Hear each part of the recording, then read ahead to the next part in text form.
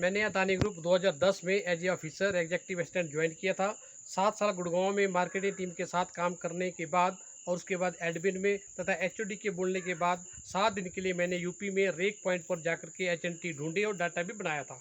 जिस काम को करने के लिए मुझे 1 महीने का वक्त दिया था, उस काम को मैंने मात्र 7 दिन में कर दिया। उसके बावजूद भी मेरी बैक डेट में ट्रांसफ़र कांडला गुजरात के लिए कर दी गई, जैसे कि मेरे बिना वहाँ पता नहीं कौन सा काम रुका हुआ था और ऐसा लग रहा था जैसे कि मेरे को वहाँ जाकर कोई आग बुझानी है।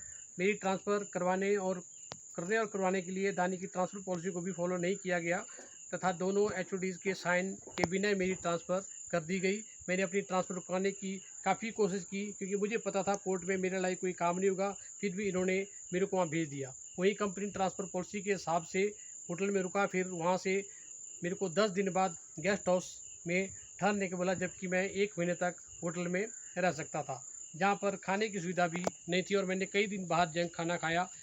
उसके बाद मेरा घर का सामान भी आया तथा मैं किराए पे रहने लगा। उसके बाद मेरे को ड्यूटी करने के लिए 12 घंटे की ड्यूटी करने के लिए कभी गोदाम में भेजा गया, तो कभी गेट पे, कभी जहाज पर, तो कभी फर्टिलाइजर कार्गो कम्प्लेक्स में, तो कभी रेलवे डिपार्टमेंट में, कभी सेफ्टी में, कभी एडमिन में। जब इस तरह से मेरे को परेशान किया गया, जब मैंने इसका कारण पूछा तो एचआर से डीवी सतापति ने बोला कि आपको हम काम सिखा रहे हैं और काम सिखाने के बाद आपको अच्छा इंक्रीमेंट भी मिलेगा और प्रमोशन भी मिलेगा। अब क्योंकि मैं मेहनत और काम सीखने में विश्वास रखता हूँ, इसलिए मैंने वो किया जो उन्होंने मेरे को बोला। कभी रात को भी ड्यूटी की, तो कभी 12 घंटे भी ड्यूटी की और मैंने वो काम भी किया जिस काम को मेरे को रखा ही नहीं था। And it is a violation of industrial dispute act. इतनी परेशानी झेलने के बाद मैंने और उन्होंने हार नहीं मानी, मतलब रिज़ाइन नहीं दिया, तो उन्होंने हमारे से रेजिग्नेशन मांगा। जब हमने फोर्सफुली भी रिज़ाइन नहीं दिया तो उन्होंने हमारे को सेपरेशन लेटर थमा दिया और बोला गया कि आपकी परफॉर्मेंस ठीक नहीं है।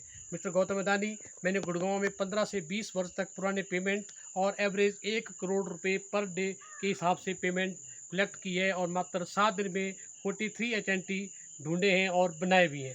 ये रिकॉर्ड अभी भी आपके ऑफिस में है और अगर इतनी मेहनत अगर किसी और ने की है तो आप मुझे बताएं। अगर आपको लगता है कि हमारी परफॉर्मेंस ठीक नहीं थी या हमारी परफॉर्मेंस ठीक नहीं है, तो फिर आप इतने अमीर कैसे बन गए, इसका जवाब दें। मेरा ट्रैवलिंग एंटाइटलमेंट भी by air AC Volvo second AC sharing taxi था। इसके बावजूद भी हमने पैदल जाकर के, टेम्पो में, साधारण बसों में जाकर के काम किया और आपके लिए कड़ी मेहनत की और आपने अपने आप को दुनिया का सबसे अमीर अपनी बनाने के लिए हमें नौकरी से निकाल दिया और रोड पे खड़ा कर दिया। भगवान इसके लिए आपको माफ़ नहीं करेगा। लेकिन शिकायत आपसे नहीं, उन सरकारों से है, उन लोगों से है जो अपने आप को, अपने दोस्तों को तथा अपने रिश्तेदारों को अमीर बनाने के लिए हम युवाओं को यूज़ करती है और अपना काम निकालने पर हमें नौकरी से निकाल देती है।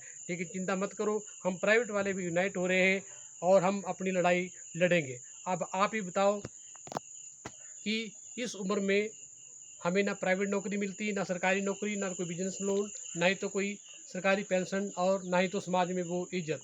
ना ही तो हम अपना खुद का इलाज करा सकते, ना ही तो बच्चों को पढ़ा सकते और ना ही तो हम कोई और काम कर सकते हैं, क्योंकि हम एजुकेटेड हैं और इसी को मद्देनज़र रखते हुए आपने हमें नौकरी पे रखा था।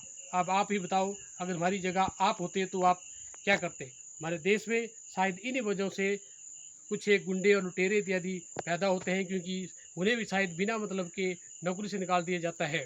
उम्मीद है आप हम सभी को दोबारा से नौकरी पे रखेंगे और सरकार रिटायर होने के बाद हमें अच्छी पेंशन देगी, जिस तरह से वो सरकारी कर्मचारियों को दे रही है, क्योंकि प्राइवेट सेक्टर में काम करने वालों का भी उतना ही कंट्रीब्यूशन देश की तरक्की के लिए होता है जितना कि सरकारी कर्मचारियों का।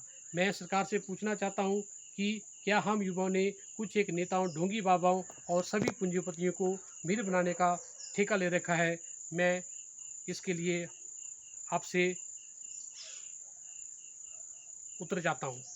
धन्यवाद।